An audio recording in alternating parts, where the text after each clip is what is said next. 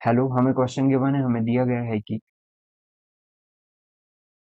यदि vector A equal to 5 है, vector A minus B का मैग्नीट्यूड 8 है, वेक्टर ए प्लस बी का मैग्नीट्यूड 10 है, तो वेक्टर बी का मैग्नीट्यूड कितना होगा आपको बताना है।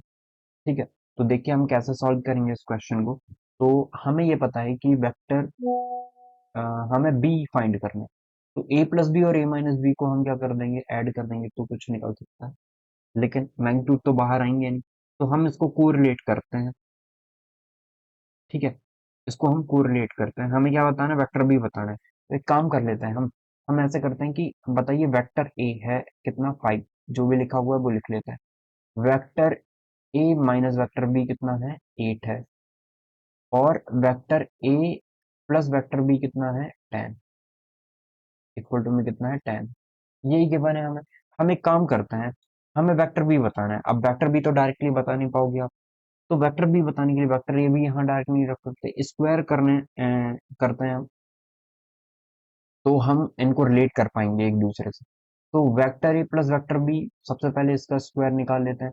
तो ये कितना हो जाएगा, वेक्टर ए का square magnitude of vector B का स्क्वायर प्लस प्लस का 2 vector A into vector B into में वेक्टर बी, यही फॉर्मूला होता है इसका। और यदि हम बात करें किसकी, vector A minus vector B के स्क्वायर की, वो कितना हो जाएगा। अब बोलोगे जी वो हो जाएगा वेक्टर ए का स्क्वायर होगा, वो भी वेक्टर बी का स्क्वायर हो जाएगा, माइनस का 2 वेक्टर ए इंटू में वेक्टर बी हो जाएगा।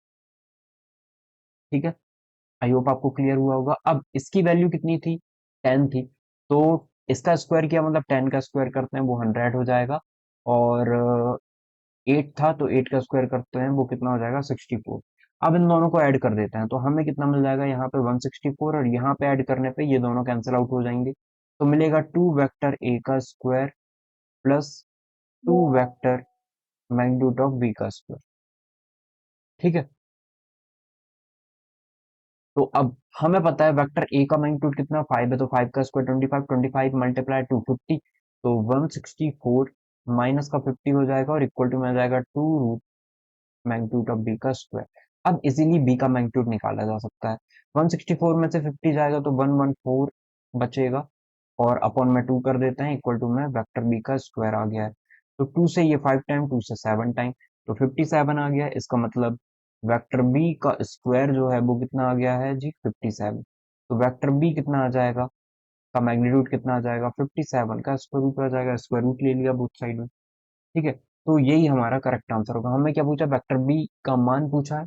तो जो वेक्टर बी का मान होगा वो कितना हो जाएगा, ऑप्शन नंबर डी, रूट में 57। आई होप आपको क्लियर हुआ होगा। थैंक